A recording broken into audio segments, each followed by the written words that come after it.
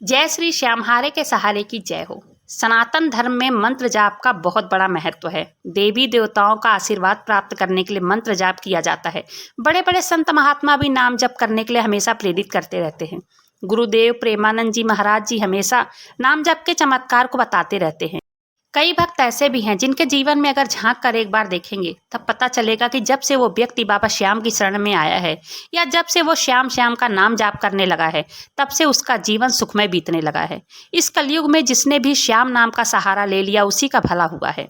जीवन में सब कुछ किया और बाबा श्याम से प्रेम न किया तो क्या किया। जो भी भक्त बाबा श्याम से प्रेम करने लगता है तब उसका भला होने में देर नहीं लगती।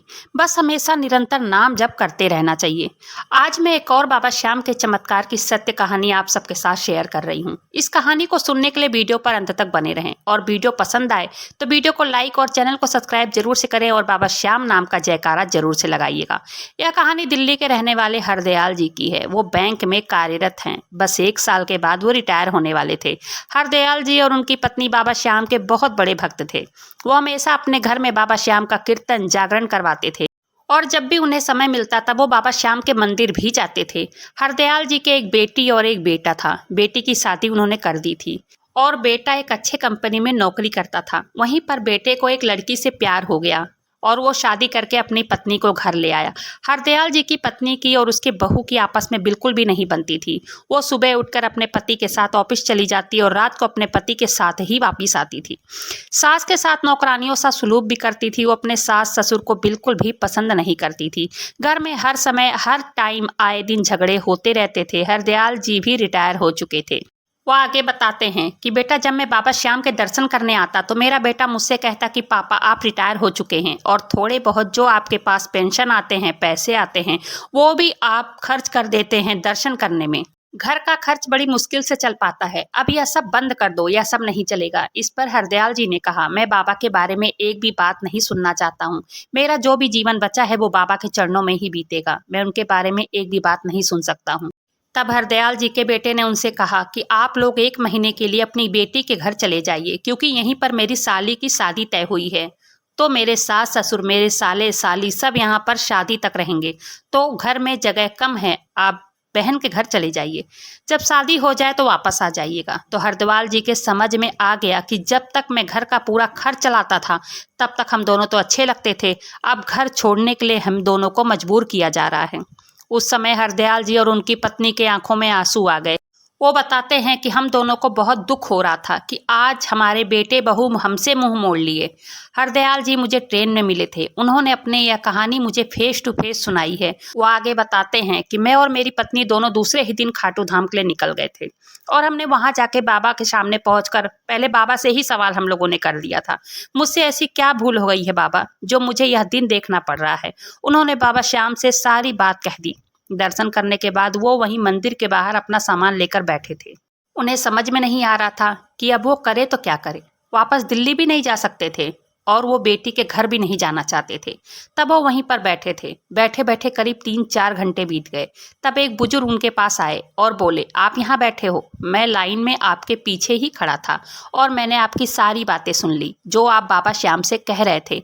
मैं दिल्ली में ही रहता हूँ। तब हरदयाल जी कहने लगे कि मैं भी दिल्ली में ही रहता था लेकिन अब आपसे क्या बताऊं। तब वो कहने लगे कि मैंने आपकी सारी बातें सुनी थी। मैं बाबा श्याम प्रेमी मंडल का सदस्य हूँ। क्यों ना आप यहीं पर रह जाएं और बाबा श्याम की सेवा भी कीजिएगा। तब हरदयाल जी कहने लगे कि मैं यहाँ पर रहकर करूँगा क्या। तब वो सज्जन कहने लगे कि मैं आपका श्याम प्रेमी मंडल में सेवादार के नाम पर एंट्री करवा देता हूँ। तब आप सेवादार के रूप में काम करना और कभी कभी दिल्ली के खाटू श्याम मंदिर के ऑफिस में भी काम होता है। तब आप वहां को भी जाना पड़ सकता है। रहना खाना सब फ्री है और महीने का कुछ राशि भी यहाँ से आपको मिल जाएगी और आपका मन भी लगा रहेगा। तब वो उनकी पत्नी उनके साथ चले गए और श्याम मंदिर के ऑफिस में पहुंचकर उन्होंने वहां जाकर अपना नाम पता आधार कार्ड देकर अपनी एंट्री करवा ली और उन्हें सेवादार के रूप में नियुक्त कर दिया गया। रहने को कमरा भी मिल गया। तब हरदयाल जी उन सज्जन को ढूंढने लगे। तब करीब 1 घंटे ढूंढने के बाद एक सेवादार ने हरदयाल जी से पूछा कि आप किसे ढूंढ रहे हो। तब वो उन सज्जन का नाम बताने लगे। तब उन्होंने पूरा रिकॉर्ड चेक किया, लेकिन उस नाम का कोई एंट्री ही नहीं थी। हरदयाल जी रोने लगे। तब उनकी पत्नी ने पूछा कि क्यों रो रहे हो? तब वो कहने लगे कि बाबा श्याम मेरे पास आए और अपनी सेवा का रास्ता दिखाकर चले गए। मैं उन्हें पहचान भी न सका।